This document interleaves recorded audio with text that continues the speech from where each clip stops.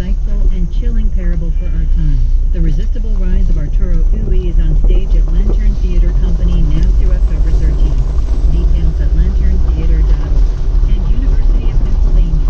Do you have trouble falling asleep or trouble staying asleep? Do these sleep problems interfere with daily activity? If so, and you are 40 years of age or older, you may be eligible to participate in a research study being conducted at the University of Pennsylvania. Participants will receive a comprehensive sleep evaluation and treatment. More information is available online at sleeplessinphilly.com. That's sleeplessinphilly.com. Funding for Here and Now comes from the listeners of WBOR in Boston, where the program is produced, and from your NPR station. From Staples, with print and marketing solutions for business, including color copies, presentations, and booklets. More at Staples stores or staples.com. Staples. And Geico, offering motorcycle and RV insurance.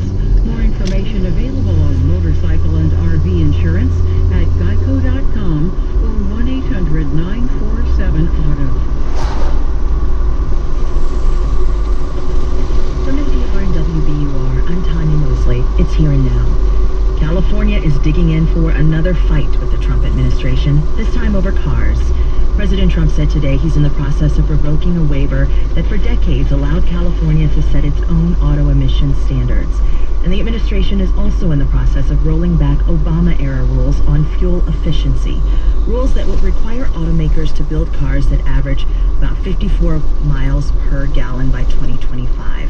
For more on all of this, let's bring in Seth Kaplan. He's Here and Now's transportation analyst. Hey, Seth. Hey, Tanya. So as I mentioned, President Trump tweeted this morning that he's revoking California's federal waiver on emissions in order to make cars less expensive for the consumer. Can you explain a little bit more about this waiver and Trump's reasoning for revoking it? So this is kind of a companion, Tanya, to what you mentioned, the rollback of the broader Obama administration era rules regarding efficiency. California, also had the right to make its own rules, even stricter than what the Obama administration was mandating. And there are 13 other states, by the way, that have matched California. And so you have not only those restrictions becoming less strict, but they're no longer just minimums, setting a bar for states. They're now also the most, these new weaker rules, the most that states can require. Even over the Obama-era rules, right? Exactly. Yeah, go ahead. Yeah, well, California has been able to set its own standards all the way back to the and you also have these other parts of the country that can influence this. According to data is that California is making an argument statewide. The Trump administration is arguing for more federal oversight. Is this a general Trump versus California, or they're lobbying forces that are there? And they certainly are. There's some interesting alliances. One irony, right? In this case, the Trump administration, often on the side of states' rights, saying that California shouldn't do this. They're walking a rhetorical line here with that. They're saying, in this case, because California is, as you said, so influential, what it does ends up impacting car manufacturing everywhere. You actually have a state having essentially undue influence over federal law. Say, well, it's fine if that results in cleaner air and less emissions, but that's the position they're taking. You also have here automakers to some degree on the side of environmentalists, they've embraced some of this innovation, and really the oil industry being a major stakeholder here that stands to lose when you have lower emissions that come from this gas. So what happens next? Well, California says it's going to fight. Gavin Newsom says they'll take it all to the Supreme Court. California's been at this a long time, as you mentioned. It's the first tailpipe regulation in the 1960s, Tanya. Yeah, before people were even these climate change. It's all about air quality back then. And those rules in California became the basis often for federal laws, which now become pretty decades. Will these California's first roast of the last 1 year as Trump echoes market highs. Thank you, Seth. This is the t-shirt today.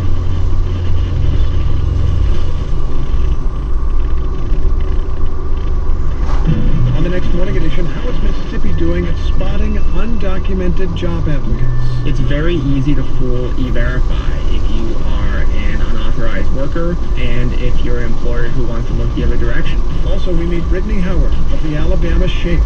To me, growing up, I was just an oddity, no matter where I went. Where the singer has gone now, and the latest news on the next Morning Edition from NPR News. Morning Edition airs from 5 to 9 tomorrow morning, WHYY.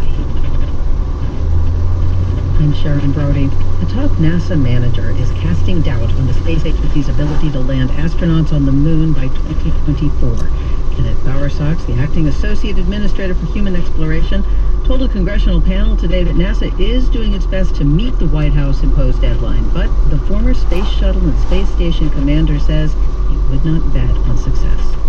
Pakistan's prime minister says his government will not hold any talks with India until New Delhi lifts a curfew in Kashmir and reinstates its special autonomous status. Imran Khan says he'll expose human rights violations in Kashmir when he addresses the UN General Assembly next week. Bermuda's government called up troops and urged people to make final preparations for a close brush today with Hurricane Umberto. Authorities ordered early closings of schools and government offices. You're listening to Here Now. You are listening to Here and Now on WHYY. It's 1:39. We've got partly sunny skies, 73 degrees in Philly. Supporting WHYY, Temple Health. Temple researchers are committed to changing the course of heart disease by preventing and reversing heart disease itself. Developing targeted gene therapies and other novel approaches to repair damage after a heart attack, Temple Health is striving to raise the bar in the laboratory, at the hospital bedside, and in physician offices, helping improve the lives of patients with heart disease. Learn more at templehealth.org/heartresearch. Having a college degree is obviously helpful, but if you didn't get one when you were young, it's tricky now. The idea that you can quit your job and move your family to a campus, pay over $100,000 for a degree that takes you out of the workplace for a couple years, it's just not possible. I'm Connor Brisdall. The company's trying to change all that. Next time on Marketplace. Join us for Marketplace at 6:30 this evening on WHYY. Funding for Here and Now comes from the listeners of WBUR Boston, where the program is produced, and from your NPR station. From MathWorks, creators of MATLAB and Simulink software for technical computing and model-based design. MathWorks, accelerating the pace of discovery in engineering and science. Learn more at mathworks.com. And Staples, with print and marketing solutions for business, including manuals, signage, and banners. More at Staples stores or staples.com. Staples. It's Here and Now. The war, for now just of words, continues over Iran. Today, President Trump tweeted he's asked the Treasury to increase sanctions against the country. Secretary of State Mike Pompeo landed in Saudi Arabia, and Pentagon officials said U.S. satellite images showed activity at a launch site in Iran before last week's strike against oil fields in Saudi Arabia. Iran is denying any involvement. Yemen's Iranian-backed Houthi rebels said they did it. But even if there is proof Iran did, what should happen next? Our next guest says, not the mistake of 1987. Andrew Bacevich is a retired Army colonel, a military analyst, now president of the new Quincy Institute for Responsible Statecraft. He's on Skype. And Andrew, take us back to 1987, Iraq and Iran, entangled in a terrible, bloody war. The U.S., no friend of Iran after the revolution that overthrew a monarch. The U.S. thinking was, as you write in your op-ed in the New York Times, the enemy of our enemy, Iran, is our friend. Take us through what happened next because of that thinking. Well, this is one of the many forgotten military episodes that we've been involved in recent times. I doubt if there's more than 1 out of 50 Americans even know that we were involved in the Iran-Iraq War of 1980 to 1988, but we were on the side of Saddam Hussein. That war had begun when Iraq invaded Iran. Things were not going well for Iraq. Then, as today, the U.S. government perceived Iran to be a dangerous foe, and therefore the Reagan administration decided it needed to involve itself directly in that more or less stalemated war, and we did by finding an excuse to instigate a small maritime war in which we all but destroyed the Iranian Navy.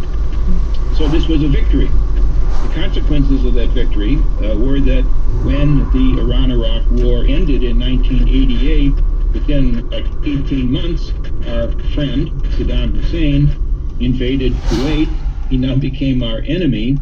I think that that episode deserves reflection today, because when we think about that episode, we can realize that back then we had no friends in the Iran-Iraq War. I believe we have no friends in the dispute between Saudi Arabia and Iran today. Of course, the U.S. embraces Saudi Arabia as its biggest friend in the region. Explain why you don't think Saudi Arabia is.